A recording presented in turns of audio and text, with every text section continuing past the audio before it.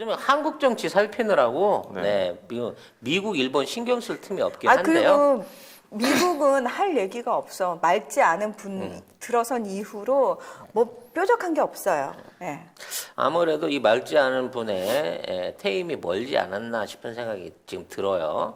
근데 뭐 그 부분은 나중에 속보 오시면 해드릴 건데 네. 일단 제일 중요한 게 내일 있을 원내대표 선거. 뭐 우리는 당연히 윤호중 후보의 대표 선출을 기대하고 있습니다만 아, 내일 진짜 중요한 날이네요, 진짜. 이게 그냥 이게 또 하필 4.16이야 날짜도. 제 생일이기도 하고. 아, 맞다. 네. 이국장님 생일이 이제 영원히 행복하기만 할 수 없는 생일이 돼버렸어요. 2014년부터 제 예. 생일은 그러는 날이 되어버렸습니다. 근데 뭐 이국장님뿐만 야, 이 기회에 아니라 음력으로 바꿨다. 예. 그럼 바꿀까요? 바뀌어. 예, 4월 16일 생일 3월로 가지신 갈까? 모든 분들이 다 너무 안타까운 상황이 돼버렸죠. 우리 태훈 감독님도 4월 16일이 어, 그 생일이에요? 민증상에 증상에. 신기하다 그래도. 그렇다는데 깜짝 예. 놀랐습니다. 근데 다들 참 4월 좋은 계절에 아무튼 태어나셨네요. 의미 있는 4월 16일 선거를 통해 가지고 윤호중 후보가 압도적인 표차로 승리를 해야만 그나마 우리가 민주당을 고쳐쓸 수 있다, 개혁으로 갈 수 있다라고 하는 어떤 가능성을 보는 날이거든요. 그래서 일단 내일 선거에 압도적 승리가 중요하다고 생각하고 그 결과를 여러분과 함께 이제 지켜보겠습니다만 그보다 그 못지않게 중요한 게 지금 민주당 선거 당대표 선거예요. 네, 당대표 선거. 다행히 당대표 선거가 전당대회에서 이루어지면서 최고위원 선거를 같이 겸하고 있기 때문에 이 기회에 당대표와 최고위원들을 참여하는 당원들이 제대로 뽑아낼 수 있는 어떤 기회를 가지게 됐습니다. 그리고 아마 이 원내대표 선거가 이제 시작을 하고 나면 그게 결과가 나오고 나면 원내대표를 누가 뽑았느냐에 따라서 아마 당대표도 그 영향을 받지 영향을 않을까. 받아요. 그래서 사실은 원내대표 일단 제일 잘 뽑아야 제일 돼요. 중요합니다. 네, 제일 중요합니다. 예. 그래서 지금 게시판 여러분 그거 하고 계시죠? 게시판에서 1일 1글 쓰기. 예, 1일 1글 쓰기. 예. 죄송합니다. 이런 어려운 거 자꾸 여러분한테 부탁드려서. 근데 열심히 해주고 계시다는 분들 많고요. 아, 또 너무 감사해요. 그 영향력이 이미 보여지는 것 같아요. 맞아요. 아무튼 이제 현재까지 출마자들을 보면 아직 마감은 아닌데 네. 오늘 오후까지 있으니까 그렇죠. 네. 15일까지. 결국 이제 우원식, 홍영표, 송영길 이 세 사람의 후보 안에서 뽑히게 될 가능성이 높아지고 있습니다. 그렇습니다. 물론 여기서 막 깜짝 후보가 뭐 다른 사람이 나올 수도 오후에 있죠, 할 뭐. 수도 있겠지만 뭐 있겠죠. 원래 그런 거 할 때 깜짝쇼 하는 사람 없거든요. 대충 이렇게 그 분위기를 피운단 말이에요. 모락모락 정치적인 특성에 맞춰서 그런 분이 더 없다는 면에서 이번에는 이제 이 후보 세 분 안에서 선출을 해야 될 것 같습니다. 물론 세 분 다 난 훌륭한 분이라고 생각해요. 5선, 4선 하셨던 우리 민주정치에 분명히 기여한 바가 20년, 16년씩 있는 분들이니까 세 분 다 좋은 후보일 것으로 믿습니다만 솔직히 어느 방향으로 가야 할지에 대한 판단을 해야 된다고 하면 왜냐면 저희가 편파 방송이라 드리는 말씀이에요. 네. 어떤 사람을 밀어야 될까라는 얘기를 여러분들하고 조심스럽게 대나무 숲이니까 한번 해보고 싶습니다. 그러니까 이제 여러분들도 각자 지원하시는 바들이 있기 때문에 저희들 의견이 다를 수도 있어요. 그렇죠. 그리고 지금 사실 뭐 이 당권 경쟁에 대해 가지고 이분들 나중에 뭐 경선을 하거나 이렇게 토론하거나 할 거 아니에요? 그러면은 그런 상황에서 그 사람들이 어떤 말을 하는지 어떤 비전을 가지고 있는지 이런 얘기를 하면 그때 또 달라질 수도 있을 것 같아요. 지금은 사실은 그냥 딱 이름만 넣고 어떻겠다 이 정도 하니까 사실은 지금 예상하면 약간 위험하긴 합니다. 그러니까 그렇죠. 아직 이제 확정되진 않은 상태에서 오늘 오후 6시가 지나야 이제 후보 확정이 끝나니까 그런 방식으로 가긴 할 텐데 자, 어떤 방식으로 뽑는지 최고위원과 당대표 후보를 어떤 방식으로 뽑는지에 대한 걸 여러분들이 먼저 아셨으면 좋겠어요. 네.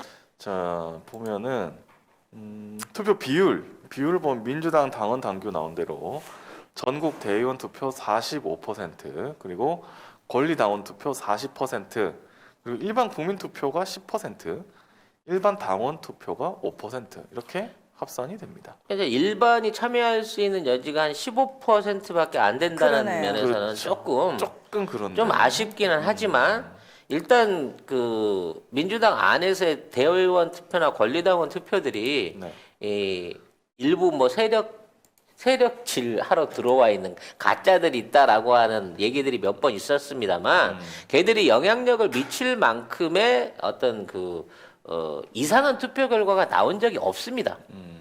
그러니까 민주당 안에 있는 대의원들과 권리당원들의 어떤 순수성들은 충분히 믿어줄 만은 하거든요. 네. 근데 이제 예전 같으면 국민투표 비율이 한 50대 50 정도 되는데 반하면 조금은 조직적인 표가 있을 수 있다라는 생각을 해봅니다. 조직적인 표가 있다. 예. 왜냐하면 네. 당대표 같은 경우에는 어차피 한 명을 뽑는 거기 때문에 어찌 됐거나 우리가 원하는 사람이 또 국민의 의견을 대의할 수 있는 사람이 뽑히지만 이게 이제 그 최고위원들 뽑는 투표 안에서는 네. 모종의 이제 몰표, 조직적인 몰표에 의해 가지고 일부가 이걸 뭐라 그래야 되지? 우리 뜻에 맞지 않는 의원들이 뽑힐 수 있는 여지도 사실은 있거든요. 애매하게 좀, 얘기하는 사람들. 예, 애매한 사람들 아직 정확하게 이제 우리가 구분해가지고 아직 후보들이 없으니까 그 구분은 차차 하겠습니다. 시간이 한 일주일 있으니까. 네. 그래서 아무튼 이런 부분 안에서 당 대표의 선명성은 충분히 믿을만한데 최고위원까지 전부 우리 쪽에서 원하는 개혁에 동참할 수 있는 사람을 뽑히기 위해서는 뭔가 이제 거기에 대한 여론 조성들이 필요하지 않을까 싶은 생각이 들어요. 근데 뭐 송작가 TV가 이런 얘기 한다 그래갖고 안 뽑힐 사람이 뽑힌다든지 뽑힐 사람이 안 뽑힐 리는 없지만 뭐 거의 아무튼- 그럴 일은 없죠. 아무튼 관심을 가져주는 게 중요하다고 생각은 합니다. 네. 여기서 이제 그 기존에 있는 3파전의 후보를 놓고 생각을 한다면 저는 개별적으로 생각하면 저는 이게 순위 제 개인적인 내피셜이에요. 아니 누구 한 명 찍으시려고? 네, 찍으려고요. 네. 벌써? 아직 뭐 안 아니 나왔는데? 왜냐면 네. 지금 있는 상황에서 아닌 원인을 따져버리면 네. 분란의 어떤 여지를 만들게 되잖아요. 그러니까 그나마 내가 낫다고 판단할 수 있는 사람을 뽑는다고 하면 어차피 저희는 뭐 원내대표는 네. 박완주 원내대표는 의원은 안 이미- 되는 걸로 예. 하고 윤호중 의원은 네. 되는 걸로 이야기하고 있는데 이렇게 하면 되겠다. 2명만 뽑도록 하겠습니다. 또 사용주 두명 뽑았어요. 2명만. 뭐야? 저는 아닌 사람만 그럼 쳐내. 아닌 사람을 쳐내라. 그건 그러니까 너무 나쁜 짓 같아. 뭐지? 네. 아니 그거 똑같잖아. 난 진짜 결론적으로. 누구라고 말은 못 하는데 이 같은 그 종 씨한테 네, 내가 그런 짓은 할 수 없을 것 같기 때문에 헐. 내가 누구를 지지하지 않는다는 얘기는 하고 싶지가 않아요. 그럼 누굴 지지한다는 얘기로 그럼 결론은 똑같지만 어쨌든 네. 되게 되게 배려하는 되게 것처럼 배려했잖아. 배려하는 것처럼 나는 그냥 세 사람 중에 그냥 내가 그나마 우선할 수 있는 사람을 뽑는다고 하면 저는 홍영표 후보와 우원식 후보를 관심 깊게 봐야 된다고 관심 생각을 있게 합니다. 봐야 된다. 네. 하긴 뭐. 네. 절대 나머지 후보분한테 억하심정이 있어서 그런 게 아니라 내가 투표권이 있다고 하면 나는 그렇게 뽑고 싶다는 거죠. 네. 그럼 지금 한 명만 아닌 걸로? 응? 한 명만 아닌 걸로. 아니 내가 그런 얘기를 한 적이 없다니까. 3명 중에 굳이 골라야 한다고 하면 나는 네. 그렇게 뽑겠다는 거죠. 네. 조심스럽게 빠져나왔다. 네. 그렇군요.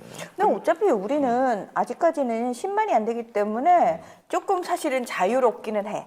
약간 자유롭기는 해. 그게 있어요 또. 그러니까 스피커가 아직은 좀 작아서 주목도를 못 받는 부분도 있지만 한편으로는 그게 또 굉장히 장점이 될 수도 있어요. 우린 대놓고 막 욕도 가능하거든.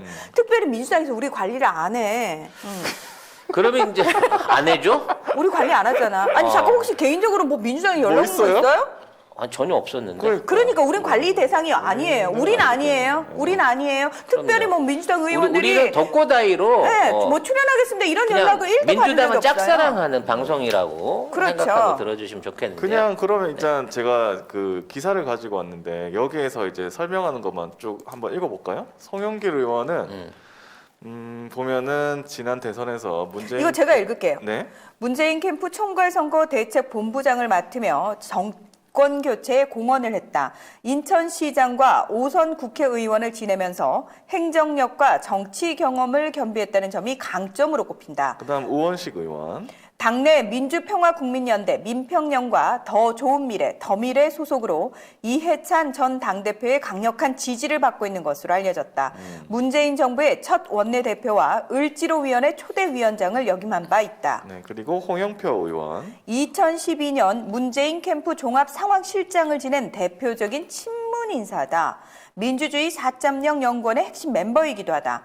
문재인 정부 출범 2년째인 2018년 5월부터 민주당 원내대표를 맡아 각종 개혁 입법을 처리한 바 있다. 그래서 저는요 이 부분에 대해서 이제 뭐 지금 게시판도 갑자기 확 뜨거워져 실명이 등장하기 시작하니까. 네. 근데 누구를 지지한다 뭐 누구가 싫다 뭐 이런 논리로 우리가 진영을 갈라서는 게 아니라 어떠한 선택이 앞으로 개혁에 역할을 할 수 있고 윤호중 원내대표하고 손발을 잘 맞출 수 있을 거냐를 이미 됐어, 이미 우리. 됐어. 이미 된 거니까. 윤호중 의원 됐어. 되는 거는 사실인데 몇 프로를 얻느냐가 중요한 거기 때문에 몇 프로를 얻느냐. 예, 아무튼 거기에 맞춰 나갈 수 있는 인사를 찾는다고 하면 궁합은 사실 홍영표 후보가 제일 잘 맞을 것 같아요. 근데 저는 약간 생각이 달라요. 그러니까 물론 윤호중 원내대표와의 궁합이라든지 이런 것도 봐야 되지만 저는 이 사람이 실질적으로 지금 하고 있는 말에 주목해야 된다고 생각해요. 그렇죠. 기자가 붙인 기레기들이 붙인 얘 친문, 얘 반문 뭐 이딴 거 다 필요 없고 이 사람이 지금 나온 사람들 다 문재인 대통령하고 다 가까워요. 저는 기준이 우리가 지금 민주당 지지자들이 생각하는 기준 확고한 거 있잖아요. 조국, 추미애에 대해서 어떻게 생각하느냐. 그리고 협치. 네, 뭐 이런 말. 협치, 개혁. 사면 이딴 얘기를 꺼내는 입에 담느냐 담지 않느냐. 그리고 개혁을 열심히 할 수 있느냐. 딱 그렇죠. 책임지고 딱 총대 메고 개혁할 수 있느냐. 이거를 봐야 되는 거죠, 사실. 일단 이제 제가 정말 고의 아니게 집안 형님을 이제 털어냈으니까.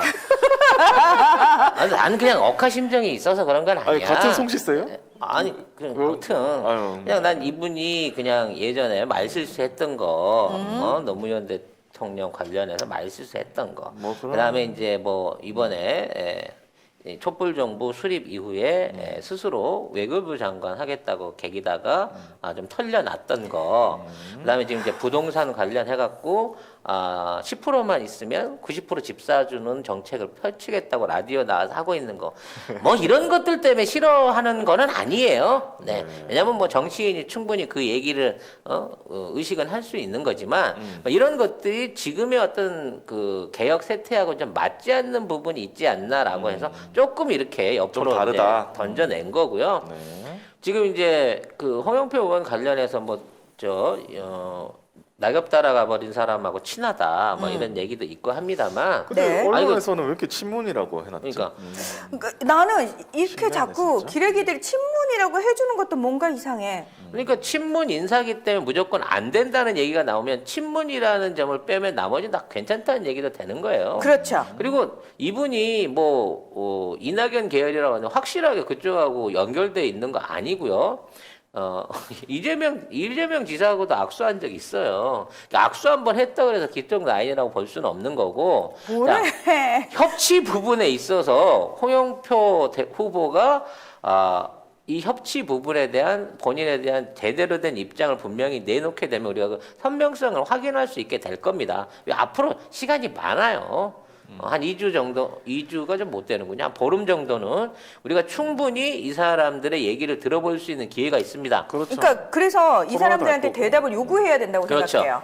확실하게 입장 정하시라. 네. 어떻게 하실 것이냐. 그리고 이제 그 우원식 의원 같은 경우에는 일단 까방권 있는 분이죠. 네, 독립투사 후원으로서 후손으로서. 후원이다. 네, 독립운동가의 후손으로서의 까방권이 있으신 에이, 분인데. 근데 그거는 이종걸 의원 그런가? 옛날에 근데 아무튼 우원식 의원도 안타깝긴 나름대로의 해요. 그 당 안에서의 그거는 상관이 없어, 역할들을 사실. 최선을 다했어요. 그러니까 부족한 점으로 보자면 우리 마음으로 시키고 싶은 사람이야 따로 늘 있죠. 그리고 과거의 어떤 당대표들보다 카리스마라 그래야 되나? 당 지배력이 상대적으로 덜한 게 아니냐라는 객관적인 평가도 충분히 인정을 합니다. 하긴 좀 네. 그러면 이제 약간 강성한 느낌은 그렇죠. 또 없고 강성이거나 뭔가 그런 지배력이 강할 것 같다는 느낌은 느낌은 또 안 없고. 보이지만 나는 오히려 이 점이 개혁을 밀고 나가고 다수의 의원들을 포용해갖고 이쪽으로 갑시다라고 얘기할 수 있는 어떤 그런 더 큰 힘이 될 수 있다고도 생각하거든요. 초선이나 초재선 안에서 뭐 박주민 의원이라든지 좀 더 이제 어떤 그 우리가 기대하고 있는 사람들이 나서지 못하고 있는 부분은 참 안타까운 부분이기도 하지만 그런 사람이 나서서 불협화음을 일으키는 것보다 지금 있는 이 새 후보 안에서 적정한 스탠스와 지금 자신의 개혁 의지를 보여줄 수 있는 사람이 그렇죠. 이른바 훨씬 더 민주적인 당 운영을 할 수 있지 않을까라는 생각이 들고요. 그리고 뭐 당원들이나 지지자들이 그런 개혁을 원하고 있기 때문에 그거를 잘 받아서 이제 실행할 사람 아마 토론회 같은 거 하면 언론사에도 아마 할 거예요. 할 건데 뭐 유튜브로도 아마 할 건데 거기서 보고 이제 뭐 인터뷰 나오는 거 보고 계속 한번 봐야죠. 어떻게 하는지. 좀 댓글에 저 벌레냐고 하시는 분도 있는데. 이렇게 큰 벌레가 어디서? 아유. 아, 커서 벌레 아니야? 근데 중요한 게 그게 아니고요. 뽑아야 되잖아요. 네. 아니, 후보 중에 한 사람은 뽑아야 될 거 아니에요. 그러니까 또 말씀드리지만 오지선다가 있으면 5개 중에 하나는 뽑아야 됩니다. 지금 하나를 뽑아야 돼. 3명 나왔잖아요. 그 시험을 포기할 거야? 시험 포기하면 안 되지. 아니 여러분 네. 진짜 오지선다 중에서 나는 이거 내가 생각한 답이 없어요 이러고 답 안 쓰면 본인만 손해예요. 네. 그렇기 때문에 우리가 그나마 뽑을 수 있는 선택의 기준을 확실히 갖고 가자는 거야, 내 얘기는. 아니 근데 들어보자는 거지, 그 사람들한테. 그렇지. 그래서 지금 우리 지금 시청자분들이 하셔야 될 일은 뭐다? 그러니까 여러분이 생각하는 가장 중요한 거 개혁, 정말 개혁을 할 것이냐, 우리 촛불 시민들이 원하는 개혁을 해줄 것이냐, 그리고 조국 추미애에 대해서 어떤 입장을 견지하느냐 이런 부분들과 관련해 가지고 확실하게 대답을 요구하시면 그렇죠. 돼요. 응. 우리가 이제부터 그 질문을 해보자는 겁니다. 그렇죠. 이미 이제 거기에 대한 대답을 준비하고 있을 거고요. 그렇죠. 왜 내가 이 대답을 통해 가지고 내 개혁 성향이라든지 이 어떤 당선에 영향을 받을 수 있을 영향을 미치는가, 이 질문에 대한 대답이 왜 중요한가의 필요성을 깨달아야 돼요. 그리고 그래요. 다 마음에 안 들어도 여러분 적어도 민주당 지지자들의 말에 귀를 기울이는 척이라도 하는 사람을 뽑아야 된다라는 겁니다. 나는 민주당의 차기 당대표가 검찰 개혁이라든지 또는 선거 승리를 위한 지금의 그 당면에 있는 뭐 LH 수사를 비롯한 이런 내용들을 피해가면서 무슨 뭐 말 그대로 설마 그럴 리는 없겠지만 당대표 후보 중에 협치를 논한다든지 에헤이. 부동산이 우선이라든지 에헤이. 무슨 뭐 청년 정책이 어떻다든지 에헤이. 물론 그것도 중요하지만 그건 당이 할 부분이 아니야. 행정부가 해야 될 부분인 거고 법을 다루는 의회 안에서의 민주당의 역할은 현재 당면에 있는 문제들을 해결할 수 있는 개혁 법안들, 민생 법안들, 그리고 대북 지원을 통해 가지고 남북 관계를 바꿔낼 수 있는 데 대한 비전을 꺼내놔야 된다는 거예요. 그리고 사실 지금 경찰, 검찰 수사권 조정 이것도 검경 수사권 조정 원래 3월에 해가지고 뭐 6월에 끝내겠다 이렇게 했는데 안 됐잖아. 지금 못 하고 있거든요. 공수처 7월에 출범한다 그랬는데 올해 안에 이거 이게 빨리 해야 본식적인 돼요. 수사 어려워요 지금 이런 빨리 식으로 해야 돼. 가면. 이런 네? 거 진짜 개혁 의지가 있냐 당 그 지도부들 다 해가지고 이런 거 다 물어봐야 됩니다. 그러니까 지금 뭐 이해관계법이라든지 뭐 여러 가지 정해져 있는 뭐 언론 관련한 어떤 개혁 법안들 말로만 발의해 놓고 하나도 상정을 안 하고 있단 말이야, 어느 누구도. 그렇죠. 이런 것들에 대한 빠른 처리를 어떻게 하겠다라고 하는 내용을 꺼내는 사람을 밀어야지. 왜 당대표가 집값을 해결해주고, 그래. 무슨 코로나 문제를 해결해주고 이런 거래. 그건 정부가 한다니까. 자기 역할을 할 수 있고 국회로서 할 수 있는 일을 꺼내놓을 수 있는 사람을 우리가 찍어주겠다고 하는 내용을 보여주면 돼요. 네. 여러분 지금 인물이 마음에 안 든다고 생각할 게 아니라 그 인물을 어떻게 이용해서 쓰느냐가 결국은 용병술이잖아요. 우리가 움직여야죠. 세상에 완벽한 인물이 어디 있습니까? 없지, 절대적으로 완벽한 사람을 앉혀놔도 그 인물을 못 밀어주게 되면 우리는 노무현이나 조국이나 또는 아무튼 이런 불행한 역사들을 자꾸 겪어왔었다는 겁니다. 인물이 그걸 결정하는 게 아니에요. 인물을 뽑은 후에 그 사람을 어떻게 지원하고 어떻게 밀어주냐를 하기 때문에 지금은 투표를 해서 사람을 뽑아주고 그 사람을 어떻게 일을 시킬 거냐를 놓고 얘기하지 여기서 쟤는 너 뭐가 싫어서 싫어. 쟤를 좋아하면 무슨 문제가 생겨. 아니라니까. 그렇게 생각하는 것 자체가 발전을 더디게 하고 우리 어떤 시민들이나 당원들이나 민주당을 지지하는 사람들이 말 그대로 뽑아만 놓고 다 해결해줘라고 하는 하늘에서 뚝 떨어진 슈퍼맨을 원하는 게 아니라는 거예요. 우리 이제 영국 키키 제품들을 본격적으로 광고하고 있습니다. 네, 네이버에 영국 키키라고 치셔야 접속할 수 있는 사이트가 있는데 이제 굉장히 다양한 종류 식품들이 있어요. 영국 네, 키키. 5개 브런치에 한 120개 정도 제품들이 있는데 지금 이제 들어가서 보시면 제일 주종으로 있는 게 레시틴이나 MSN 식이 유황 그리고 차전자피 뭐 이런 것들 MSN 안에는 비타민 D도 함유되어 있는 것으로 알고 있습니다. 배송지 적고 주소 적으면서 밑에 보면 요청사항 거기다 송작가 TV만 쓰시면 2개를 시켰는데 3개가 오는 기적이 일어나게 된다는 겁니다, 여러분. 사이트를 어디로 그러니까 들어가야 어느 될지. 사이트? 다 들어가셔도 됩니다. 가급적이면 네이버페이로 결제를 하시는 게 네이버페이로? 혼선 없이 빨리 가실 수 있다고 합니다. 네. 그럼 2+1 기간이 언제까지냐고 박혜아님이. 송작가 맘대로죠. 아, 구매 인증을 하시는 분한테는 남아있는 피땀 눈물 화장품 세트들을 풀어드리기로 약속을 드렸습니다. 조정이 가능하냐고 물어보시는 분도 계시는데 조정을 가능하도록 이때 잘 뽑아야죠. 어떤 그럼요. 얘기를 하는 사람을 아니, 뽑아야죠. 당대표로 나와가지고 자 빠른 시일 안에 언론개혁 검찰개혁법안 처리하겠습니다라고 말을 통과시키겠다. 해놓고 안 하면 어떻게 돼요? 안 하면 바로 당내 지지율 떨어지면서 그 지지율 하락으로 인한 책임을 져야 되는 거예요. 그거는 사실 네? 사기죠. 이낙연 대표가 왜 실패했습니까? 이미 실패한 대표로 낙인 찍힌 거 아니에요. 끝났지. 하여튼 입만 살아가지고 뭐 4월 초에 다 한다며 한 개도 안 됐어 한 개도 안 됐어. 그래놓고 하여튼. 그 잘못된 책임부터 시작해서 보궐선거 패배 이거를 초선 의원 5명 앞에 내세워가지고 그걸로 뭉치고 넘어가려고 하니까 지금 결과적으로는 자신이 갖고 있던 당권의 문제뿐만 아니라 그동안 쌓아왔던 이미지 다 날아갔고요. 이제 대선 후보 손 안에서 사실상 탈락한 거나 마찬가지 수준에 처해 있잖아요. 반전의 카드를 못 만들어요. 그만큼 똑똑한 국민이야. 지났으니까 봐주지 않아. 보궐선거 끝났다고 해서 잊지 않는다니까 우리 국민들이. 참 짜증나는 게 뭐냐면 초선 의원들이 조국 전 장관 얘기를 꺼냄으로 인해서 민주당의 그 이미지를 더 망쳐놔 버렸어. 아예. 그거를 사실은 이낙연 책임으로 돌렸어야 되는데 조국 장관 책임으로 어떻게 하다 보니까 그렇게 돼 버렸어요 지금.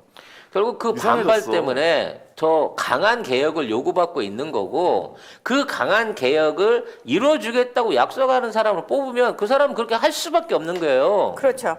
절대 뭉개지 못합니다 앞으로는. 네. 그러니까 여러분들이 이런 논리를 가지고 인물을 평하기 이전에 자, 이 사람한테 무엇을 요구할 건가를 생각할 수 있는 그런 식견을 가져야 된다라는 말씀을 드리기 위해서 오늘은 살짝 간만 던져봤습니다. 앞으로 이분들이 어떤 말 하는지 계속 지켜봐야 그리고 되겠죠. 우리가 질문하고 우리가 그 대답을 분석하면서 시간이 지날수록 5월 1일 가까이 올수록 어떤 사람을 밀어야 됩니다라고 하는 편파적인 지원을 우리 방송은 앞으로 해나갈 것을 여러분들한테 미리 약속드리겠습니다. 근데 아마 여기 우리 송작가 TV 시청하시는 분들은 다 요거 기사 보시고 아마 다 정하실 거예요 나중에. 그럼요. 그 현명한 그렇게 될 선택할 거고요. 비슷한 생각할 겁니다 우리. 뽑아서 끝나는 게 아니라 뽑고 난 다음에 조련하고 그렇지. 채찍질해서 채찍질 우리가 해야지. 가고 싶은 방향으로 우리가 가고 싶은 속도로 이 민주당 한번 달리게 만들어 봅시다는 각오로 우리가 경청하고 있다. 네. 우리가 지켜보고 있다라고 하는 거를 항상 늘 알렸으면 합니다. 네. 어디선가 분명히 모르는 척하면서 민주당 인사들도 후보들도 저희 방송 모니터하고 있을 겁니다. 여러분. 네. 그 입에 협치와 사면과 이딴 식의 더러운 단어를 올리는 그 사람은 아웃시켜야 됩니다. 네.